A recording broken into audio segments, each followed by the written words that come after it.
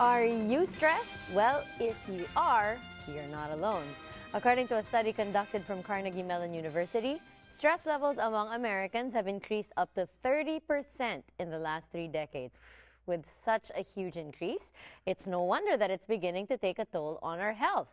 So with us today to help manage our stress is Dr. Rod Mercado, President and CEO of Financial Rescue LLC.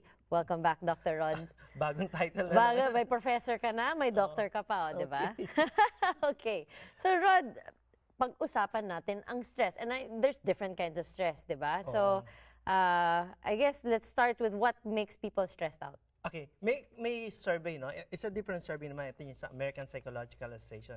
Sige, banggit nila natin yung top 5 nila. Okay. Sabi, number 1 is money. Okay. 70% daw yan, no? Work, 70%. The economy, relationship, family responsibilities yung tatlong sumunod. So, pera talaga, no? Ang dami, 70% respondents nagsabi pera. Oh, and here's what I'll ask you as a professor naman. Kasi bihasa ka talaga with money matters and I'm sure you talk to so many people who are in trouble with money. Bakit ba pera yung source of their freak out? Why do they always freak out about money? Okay, unang-una, no, ang dahilan, kulang yung kinikita nila. Oh. 'Di ba? Or no, lack of money. Bukod doon, they spend more than they earn. Okay. 'Di ba?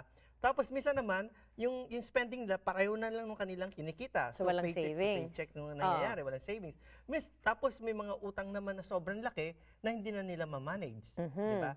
At ang pangatlo, talagang hindi nila alam kung paano mag-manage ng finances. Right. And you know, sometimes hindi naman talaga nila kasalanan, 'di ba? Bad things happen, napapautang ka or hindi ka talaga natutong mag-manage ng pera, hindi mo naman kasalanan 'yon. Sorry na lang sa magulang mo, 'di ba?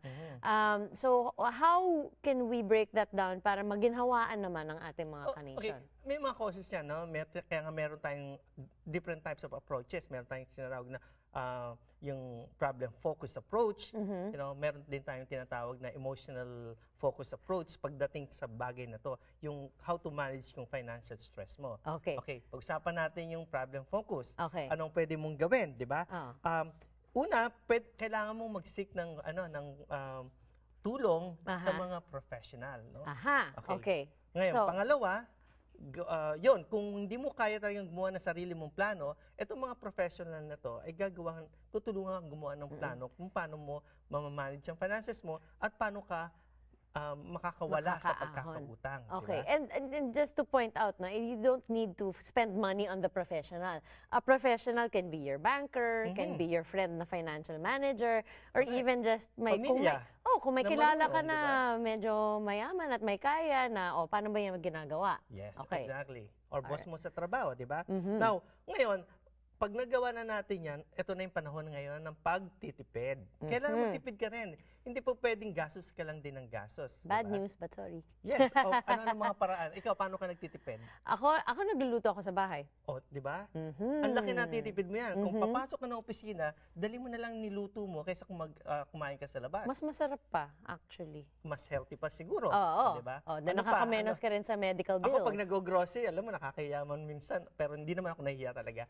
Gumagamit nga ako ng coupons eh. Totoo yun. Diba? Ako may grupo na ako sa phone ko.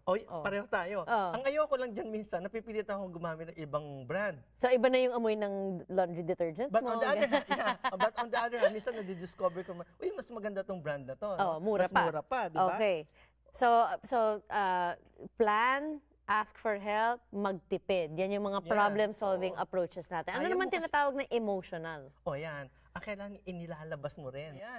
I'm sure yung mga... Kausapin mo kaibigan mo, pamilya mo. Para hindi nakaipon sa loob. Ako actually, pag ako nasi-stress out, nag-yoga ako.